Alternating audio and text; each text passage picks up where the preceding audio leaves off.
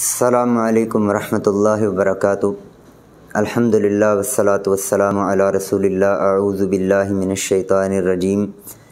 بسم اللہ الرحمن الرحیم۔ الم تر کیف فعل ربک باصحاب الفیل الم یجعل کیدہم فی تضلیل۔ آج ہم سورۃ الفیل کے کچھ اسباق پہ غور کریں گے اللہ کی توفیق سے۔ کیا آپ نے نہیں دیکھا کہ اللہ نے اصحاب فیل کے ساتھ، ہاتھی والوں کے ساتھ کیا کیا؟ الم یجعل کیدہم فی تضلیل، کیا اس نے ان کی تدبیر کو، ان کے منصوبوں کو بے فائدہ نہیں بنا دیا؟ یجعل یہ مضارع کا صیغہ ہے، یعنی اللہ تعالیٰ نے ان کی تدبیر کو ناکارہ کیا، ناکارہ کرتا ہے اور آئندہ بھی ایسا کرتا رہے گا۔ یعنی اللہ تعالیٰ کا یہ اصول ہے کہ وہ ظالموں کو، متکبروں کو رسوا کرتا ہے، اور عاجز اور وہ لوگ جو اللہ کے حضور جھکے رہتے ہیں، اللہ ان کو عزت دیتا ہے۔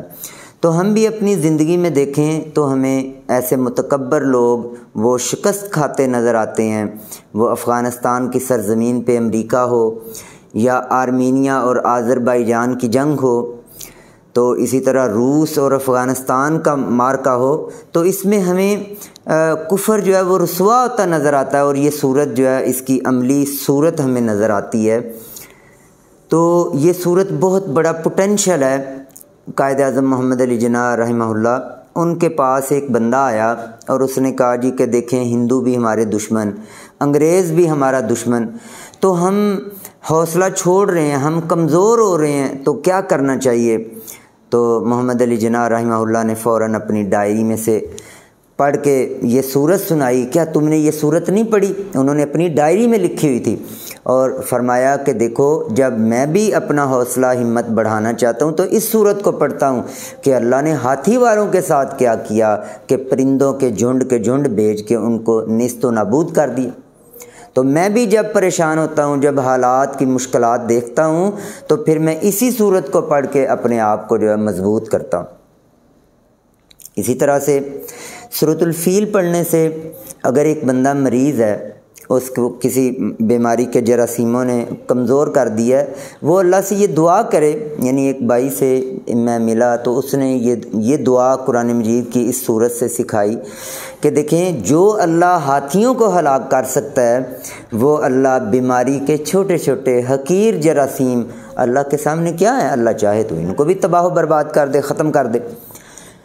تو یہ سورۃ الفیل ہمارے حوصلے کو بڑھاتی ہے، اور جب اللہ رب العزت کسی ایسے متکبر اور سرکش انسان پہ اپنی گرفت کو مضبوط کرتا ہے تو پھر انسان بے بس ہو جاتا ہے۔ ابرہہ کا جو لشکر تھا، جس کا یہ پورا واقعہ ماشاءاللہ آپ جانتے ہیں، تو وہ پورے کا پورا لشکر کچھ بھی نہیں کر سکا اللہ رب العزت کے لشکر کے مقابلے میں۔ یعنی ایسا بھی نہیں ہوا، کسی تفسیر میں کسی جو ہے نا وہ مورخ نے یہ بات نہیں بتائی کہ جناب وہ پرندے جب آئے تو ابرہہ کے لشکر نے بھی تیر چلائے اور پھر کچھ پرندے نیچے گر گئے، کچھ پھر ان پہ کنکر گرا کے، ایسا نہیں ہوا۔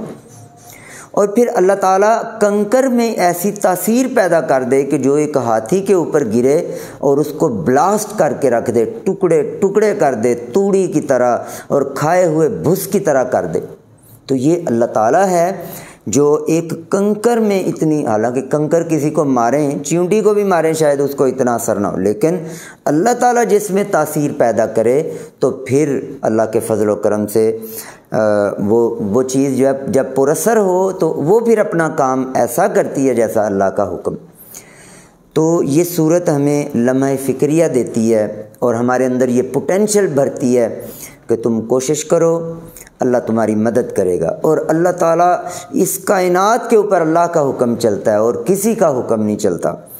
تو اس صورت کے ذریعے میں بھی اپنے ایمان کو مضبوط کروں اور بار بار اس کا مطالعہ کروں کہ اللہ تعالیٰ ہمیں غور و فکر کی دعوت دیتا ہے۔ الم تر کیف فعل ربک باصحاب الفیل، اور اللہ تعالیٰ کو ان کاموں کے لیے کوئی زور نہیں لگتا، کوئی بہت ایفرٹ نہیں کرنا پڑتی۔